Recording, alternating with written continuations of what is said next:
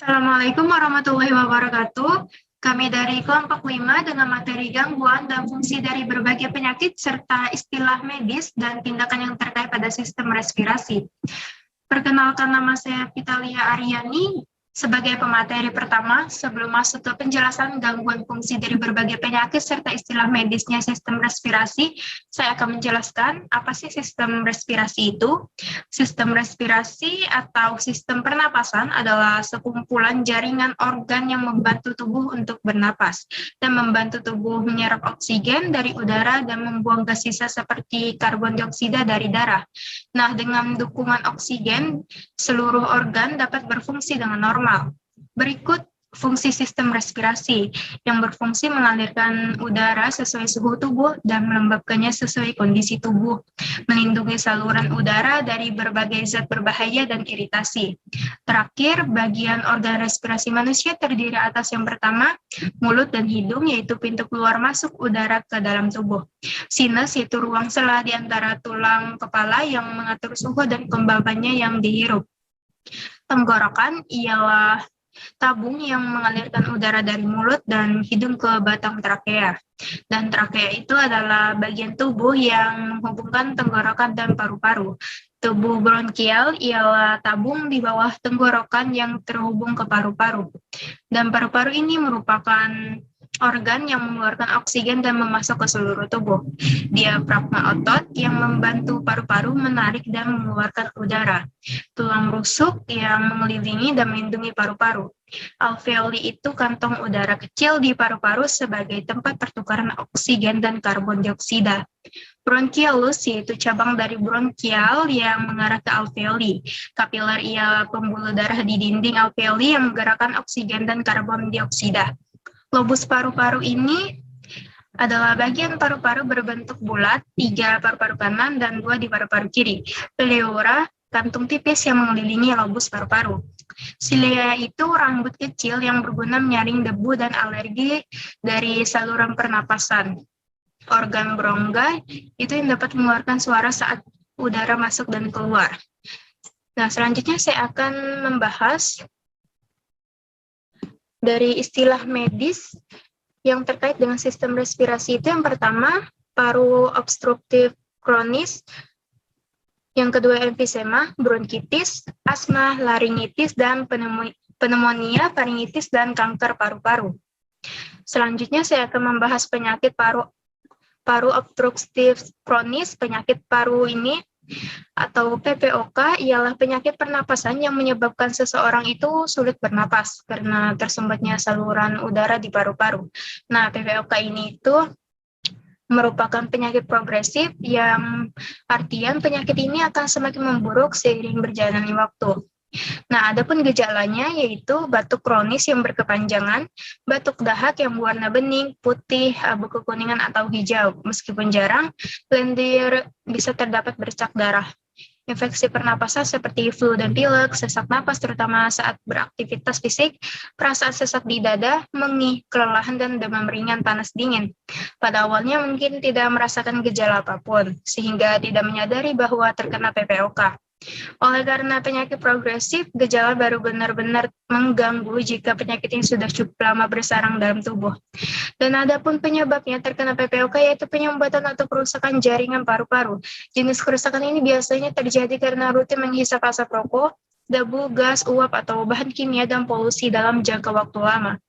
Terakhir, pengobatan untuk meringankan gejala PPOK, metode yang terbaik ialah dengan mencegahnya. Tidak ada obat untuk menyembuhkan PPOK, namun hanya meringankannya saja. Tujuan dari pengobatan ini adalah meredakan gejala, memperlambat perkembangan penyakit, meningkatkan kemampuan untuk tetap aktif, mencegah dan mengobati komplikasi. Dan tindakan yang dapat dilakukan yaitu mengonsumsi obat, vaksin, terapi, oksigen, dan operasi.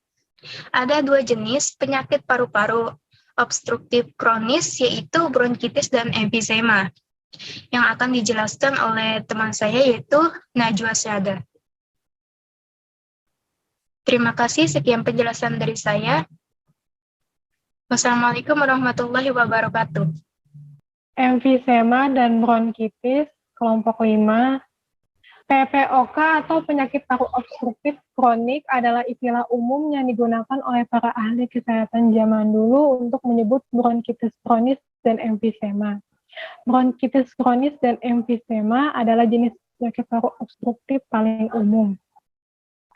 Topik pembahasan, penjelasan tentang emfisema dan bronkitis, fungsi alveolus dan bronkus, gejala-gejala emfisema dan bronkitis, faktor resiko emfisema dan bronkitis, pencegahan dan pengobatan emfisema dan bronkitis. Emfisema adalah penyakit kronis atau jangka panjang akibat kerusakan pada alveolus, yaitu kantong udara kecil pada paru-paru. Gangguan respirasi ini lebih sering dialami oleh perokok aktif. Penderita emfisema dapat mengalami gejala batuk kronis dan sesak napas, bahkan saat berolahraga ringan atau menaiki tangga. Fungsi dari alveolus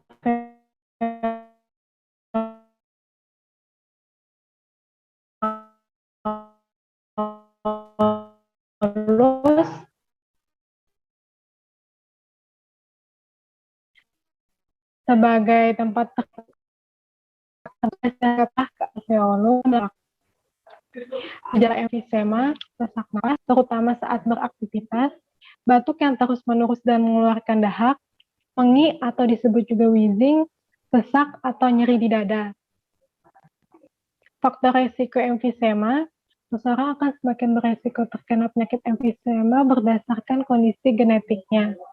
Kebiasaan kelainan genetik berupa definisi dari alfa-1 antitrypsin adalah salah satu kondisi kelainan genetik yang menyebabkan iritasi emfisema semakin beresiko tinggi terjadi.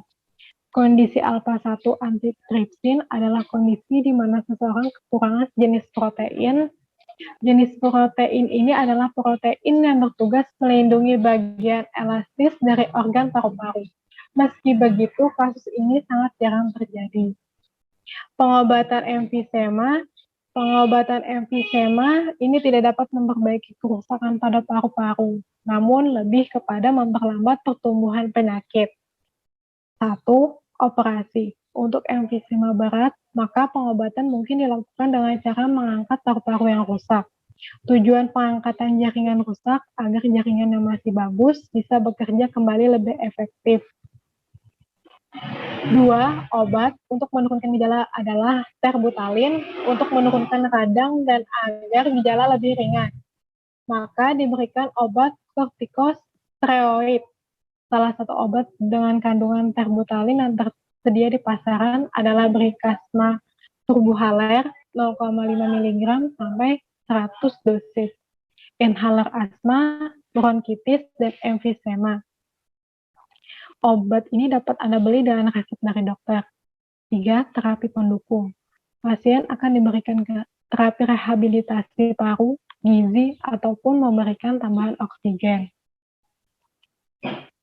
Pencegahan emfisema, oleh karena emfisema bisa muncul akibat asap rokok yang terhidup ke dalam tubuh, otomatis penyakit ini dapat menyerang baik perokok aktif dan juga pasif. Untuk perokok pasif, sebaiknya hindari tempat dengan banyak orang yang merokok, sementara perokok aktif sebaiknya mulai hidup sehat dan berhenti dari kegiatan merokok. Melihat faktor penyebab emfisema, maka untuk mencegah, Anda disarankan agar menjauhi tempat tinggi polusi udara. Sementara jika di jalan, sebaiknya menggunakan masker. Bronkitis adalah penyakit infeksi saluran pernapasan utama paru-paru pada bronkus. Infeksi ini menyebabkan saluran bronkial mengalami iritasi dan radang. Penderita penyakit ini akan sering batuk dengan dahak yang kental, yang berwarna kuning, keabu-abuan atau kehijauan. Dinding bronkus secara normal menghasilkan lendir untuk menjebak debu dan partikel lainnya, sehingga mereka tidak menyebabkan iritasi. Namun pada penderita bronkitis, dinding bronkus terinfeksi sehingga mengalami peradangan yang memicunya memproduksi lebih banyak dahak dari biasanya. Untuk mengeluarkan dahak, penderita akan sering batuk yang merupakan respon perlindungan alamiah tubuh. fungsi bronkus. Dari beberapa ulasan di atas, maka sesuai dari materi kami akan memberikan pembahasan secara detail mengenai fungsi dari bronkus, di antaranya adalah sebagai penyaring pernapasan pada udara, melembabkan suhu pernapasan, menangkap kotoran bersama pernapasan udara, menyalurkan oksigen ke dalam tubuh, menyalurkan karbon dioksida dalam tubuh, menghubungkan trakea pada paru-paru, menopang paru-paru. Gejala bronkitis, segera temui dokter jika gejala yang dialami berupa batuk berlangsung lebih dari 3 minggu atau menimbulkan rasa nyeri pada dada. Batuk mengeluarkan darah atau dahak warna gelap, batuk terjadi terus-menerus 30 kali batuk dalam 1 menit, bahkan hingga menimbulkan suara kasar dan mengganggu jam tidur. Berat badan menurun, penurunan kesadaran. Faktor resiko bronkitis. 1. Merokok. Seseorang yang aktif merokok atau menjadi perokok pasif memiliki resiko yang lebih tinggi untuk mengidap bronkitis akut atau kronis. 2. Sering mengonsumsi alkohol. 3. Lemahnya sistem kekebalan tubuh. 4. Kualitas udara yang buruk. Risiko mengidap bronkitis akan lebih tinggi jika kamu bekerja di luar ruangan atau pabrik dengan udara yang tercemar. 5. Mengidap reflux asam lambung. Seseorang yang mengidap reflux asam lambung juga berisiko tinggi mengalaminya. Penyakit yang satu ini menjadi pemicu bronkitis ketika asam lambung masuk ke dalam. Pengobatan dan pencegahan. Bronkitis ringan dapat hilang dengan sendirinya, namun jika kondisinya cukup berat, bronkitis harus diatasi dengan obat-obatan, seperti obat batuk berdahak. Untuk membantu pengobatan, disarankan untuk banyak minum air putih dan istirahat yang cukup. Bronkitis dapat dicegah dengan beberapa cara, antara lain, 1. Menghindari rokok. 2. Menerima vaksin flu dan pneumonia. 3. Menjaga kebersihan dan selalu mencuci tangan setiap usai beraktivitas. 4. Mengenakan masker untuk menghindari paparan senyawa berbahaya. Thank you. Perkenalkan, nama saya Nusna. Saya mewakili kelompok 5 tentang laringitis dan asma. Laringitis merupakan suatu peradangan yang menyebabkan pita suara membengkak sehingga suara menjadi serak. Laringitis umumnya dapat sembuh dengan sendirinya dalam waktu 2-3 minggu.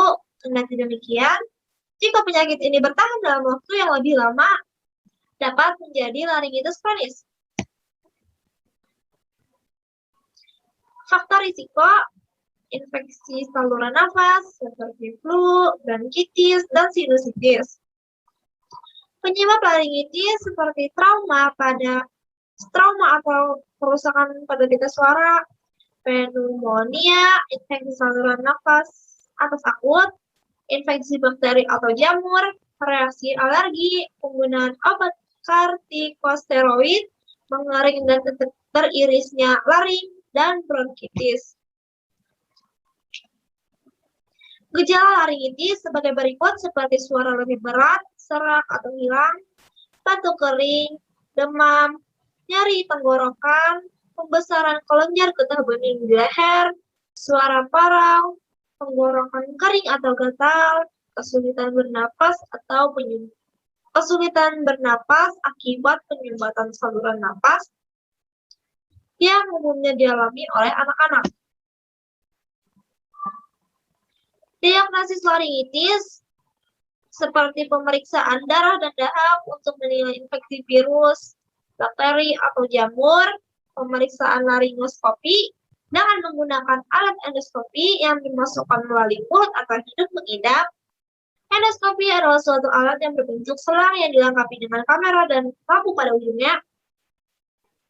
Saat dilakukan laringoskopi, dapat juga dilakukan biopsi jika diperlukan, yaitu dengan mengambil sampel jaringan untuk diperiksa di laboratorium guna mengetahui penyebab yang mendasari terjadinya laringitis. Pencegahan laringitis sebagai berikut seperti seperti mengurangi berbicara dan jika harus berbicara pun gunakan dengan suara pelan. Mengonsumsi permen mint dan berkumur dengan air garam hangat untuk membantu melegakan tenggorokan. Mengonsumsi obat pereda nyeri dan penurun demam yang relatif aman seperti paracetamol dan ibuprofen. Mengonsumsi banyak air putih untuk mencegah dehidrasi, menghindari udara yang kotor dan berdebu, menghindari minuman yang mengandung kafein dan alkohol, menghindari dan menghentikan kebiasaan merokok, menggunakan inhaler yang mengandung mentol untuk melegakan pernapasan, menggunakan vaporizer untuk mengatur ketingkatan kelembapan udara sehingga udara yang dihirup bukan udara yang kering. Pencegahan laringitis sebagai berikut seperti membatasi konsumsi minuman beralkohol dan menghindari merokok, mencuci tangan sebelum dan sesudah makan dan setelah menggunakan toilet. Mendapatkan vaksinasi influenza sesuai dengan yang dijadwalkan dokter tiap tahun, menggunakan masker atau melindungi hidung dan mulut dari paparan debu, menghindari mengeluarkan volume suara yang melewati batas ketahanan pita suara, menghindari orang lain yang sedang mengidap laringitis atau flu, menghindari pencetus alergi bagi pengidap alergi, menghindari posisi berbaring setelah selesai makan, meninggikan bantal saat tidur untuk mencegah asam lambung naik ke tenggorokan, mengonsumsi banyak air putih untuk mengecerkan dahak di tenggorokan, mengonsumsi makanan sehat kayak vitamin A, C, dan E yang banyak terdapat pada buah, sayuran, dan biji-bijian. Nah, selanjutnya kita tentang asma. Pengertian asma adalah jenis penyakit jangka panjang atau kronis pada saluran pernapasan yang ditandai dengan peradangan dan penyempitan saluran nafas yang menimbulkan sesak atau sulit bernafas. Selain sulit bernafas, penderita asma juga bisa mengalami gejala seperti nyeri dada, batuk-batuk, dan asma bisa diderita oleh semua golongan usia, baik muda ataupun tua. Meskipun penyebab pasti asma belum diketahui secara jelas, namun ada beberapa hal yang kerap memicunya seperti asap rokok, debu, flu binatang, aktivitas fisik, udara dingin, infeksi virus, atau bahkan terpapar zat kimia.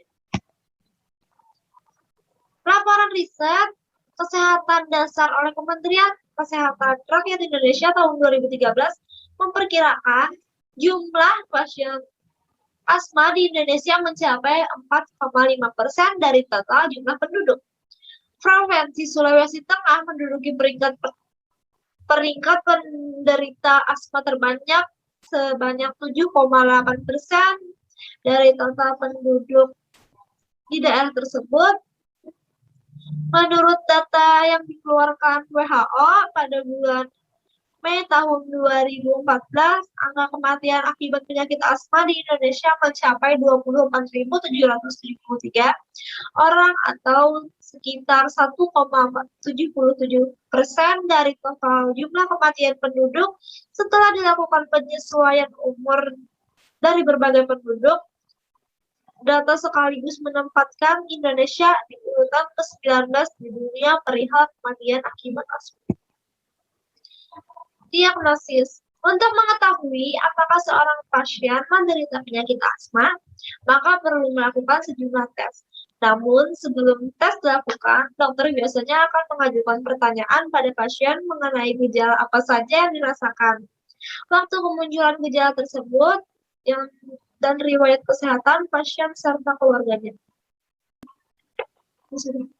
Jika seluruh keterangan yang diberikan pada pasien mengarah pada penyakit asma, maka selanjutnya dokter bisa melakukan tes untuk memperkuat diagnosis, misalnya seperti spirometri, tes arus puncak, ekspirasi atau APE, uji provokasi bronkus, pengukuran status alergi, CT scan, dan Ronsen. Komplikasi dampak akibat asma seperti masalah psikologi, performa di sekolah atau di pekerjaan, tubuh sering terasa lelah, gangguan asmatikus, kondisi asma parah yang tidak respon dengan terapi normal, terus pneumonia, misalkan pada sebagian atau seluruh paru-paru, atelektasis. Kemudian yang sebagai berikut, mengenali dan menghindari pemicu asma, mengikuti rencana penanganan asma yang dibuat bersama dokter, lakukan langkah pengobatan yang tepat, menggunakan obat-obatan asma yang disarankan oleh dokter secara teratur, napasan Anda, memonitor kondisi saluran nafas Anda.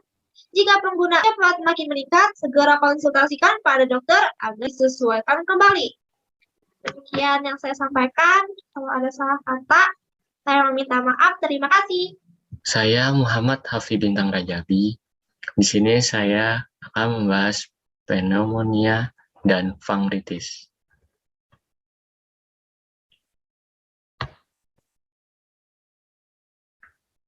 Ya, jadi topik pembahasannya terdiri dari penjelasan dari pneumonia dan fangritis, gejala pneumonia dan fangritis, pencegahan dan pengobatan pada pneumonia dan fangritis, dan faktor dari pneumonia dan fangritis.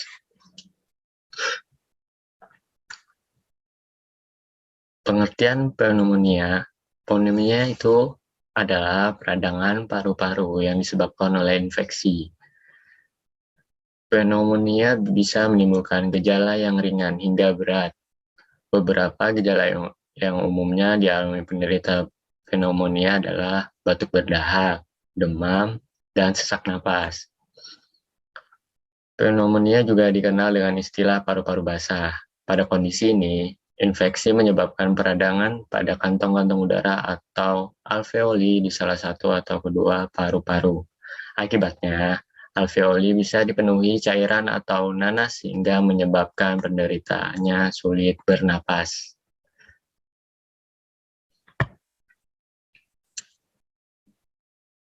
Adapun faktor risiko pneumonia, yaitu zat beracun yang masuk ke dalam organ paru saat merokok, dapat merusak jaringan, termasuk sistem kekebalan, akibat melemahnya sistem kekebalan pada paru. Mikroorganisme yang terhirup masuk dapat dengan mudah menyebabkan pneumonia. Beberapa penyakit kronis yang dimaksud misalnya penyakit paru obstruktif kronis atau PPOK, asma, penyakit jantung, bronkiektasis, diabetes, atau fibrosis kistik.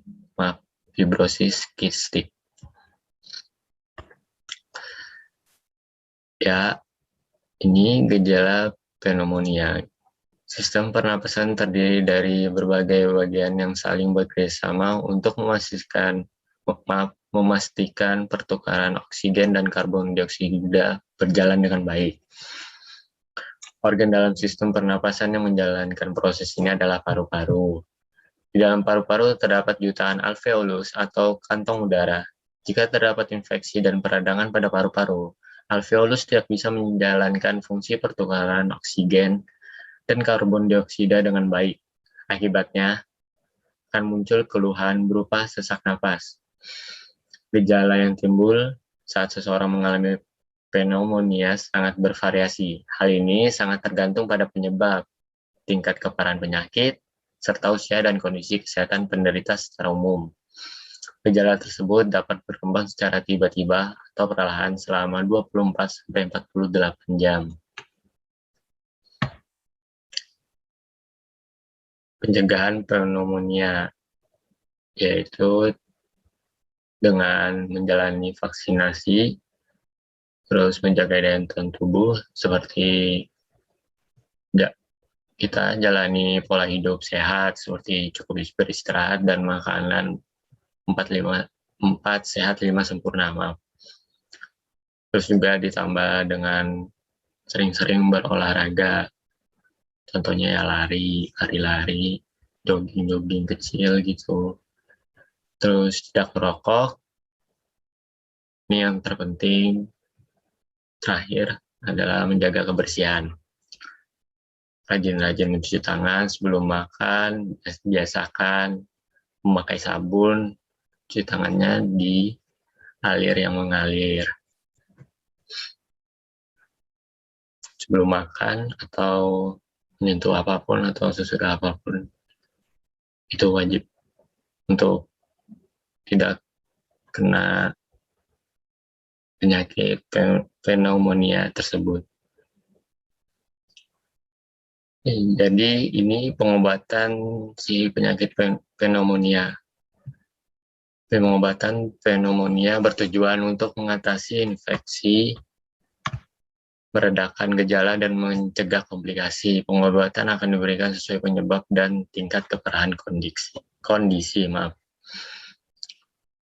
Yang pertama ada obat antipiretik dan analgetik seperti ibuprofen atau paracetamol untuk meredakan demam dan nyeri. Yang kedua ada obat antibiotik untuk mengatasi pneumonia yang disebabkan oleh infeksi bakteri. Terus yang ketiga obat antivirus. Obat antivirus itu untuk mengatasi pneumonia yang disebabkan oleh infeksi virus. Terus yang terakhir obat anti jamur. So, untuk mengatasi pneumonia yang disebabkan oleh infeksi jamur.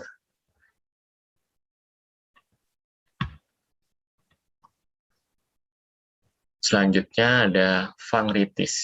Ya, fangritis ini adalah peradangan pada tenggorokan atau faring. Keluhan ini disebabkan oleh infeksi bakteri maupun virus. Virus dan bakteri penyebab fangritis sangat mudah menyebar lewat udara. Misalnya lewat butiran air ludah dari batu penderita yang ditandai dengan tenggorokan terasa nyeri, gatal, dan sulit menelan. Adapun faktor risiko fangritis. Beberapa faktor yang dapat meningkatkan risiko seseorang mengalami fangritis antara lain ini ada anak-anak berusia 3-15 tahun. Yang kedua, sering terpapar asap rokok atau polusi. Yang ketiga, memiliki riwayat alergi seperti alergi dingin, alergi debu, atau bulu binatang. Yang keempat, memiliki riwayat sinusitis. Kelima, sering berada di ruangan yang kering seperti ruangan ber-AC. Keenam, memiliki riwayat kontak dengan orang yang sedang mengalami fangritis, termasuk tinggal bersama orang yang sedang mengalami radang tenggorokan dan bekerja di rumah sakit. Yang tujuh, sering melakukan aktivitas yang menyebabkan ketegangan pada otot tenggorokan, misalnya karena berbicara atau berteriak terlalu keras. Kedelapan, memiliki sistem imun yang lemah.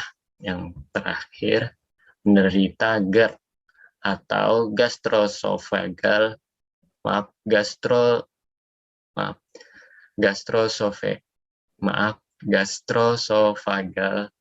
reflux disease atau penyakit asam lambung.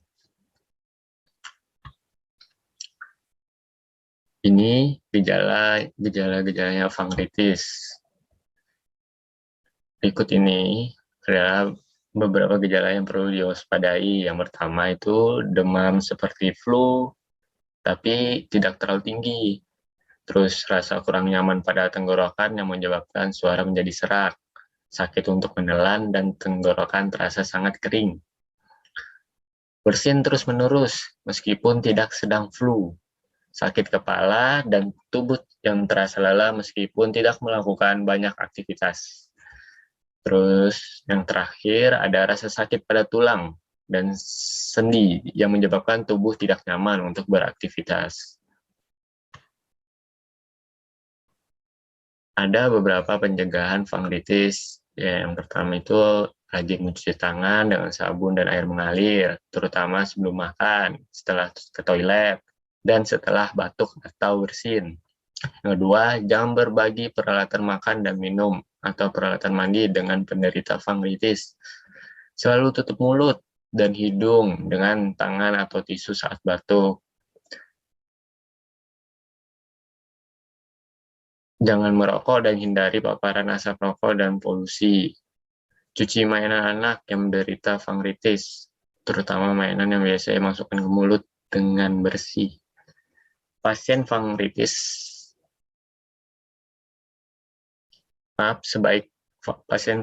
sebaiknya tidak masuk sekolah atau kantor selama 1-2 hari. Selama 1-2 hari pertama sakit untuk mencegah penularan. Jadi itu pencegahan dari fangritisnya. Ya, ini beberapa langkah-langkah atau beberapa untuk meredakan dari penyakit si fangritis ini. Yang pertama adalah banyak beristirahat hingga kondisi terasa lebih baik. Jangan terlalu banyak berbicara, terutama bila suara sedang serak. Minum air putih dalam jumlah yang cukup agar tidak mengalami dehidrasi. Yang keempat, gunakan pelembab udara atau humidifier jika udara dalam ruangan terasa kering. Konsumsi makanan yang nyaman di tenggorokan seperti sup, kaldu hangat, berkumur dengan air garam hangat untuk meredakan nyeri tenggorokan. Yang terakhir, hindari paparan asap rokok dan polusi. Sekian, terima kasih. Panas kanker terbentuk di paru-paru. Kanker ini lebih banyak dialami oleh orang yang memiliki kebiasaan merokok dan merupakan 1 dari 3 jenis kanker yang paling banyak terjadi di Indonesia. Gejala kanker paru-paru dapat ditandai dengan batuk kronis, batuk darah, sesak napas, nyeri pada dada dan tulang, dan penurunan berat badan secara drastis. Faktor resiko kanker paru-paru. Faktor utama penyebab kanker paru-paru adalah merokok. Ada pula faktor lainnya seperti memiliki anggota keluarga yang juga menderita kanker paru-paru, tinggal atau bekerja di lingkungan yang tercemar zat kimia berbahaya, sering terpapar polusi udara, pernah menjalani radioterapi. Upaya pencegahan kanker paru-paru. 1. Jangan merokok, berhentilah merokok, dan hindari asap rokok. 2. Gunakan alat pelindung diri di tempat kerja yang banyak paparan bahan kimia berbahaya.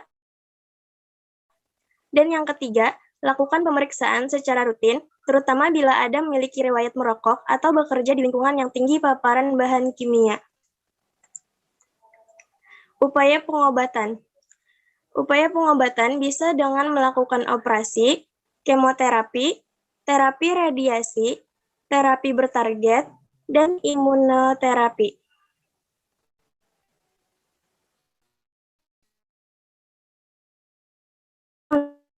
Dapat karena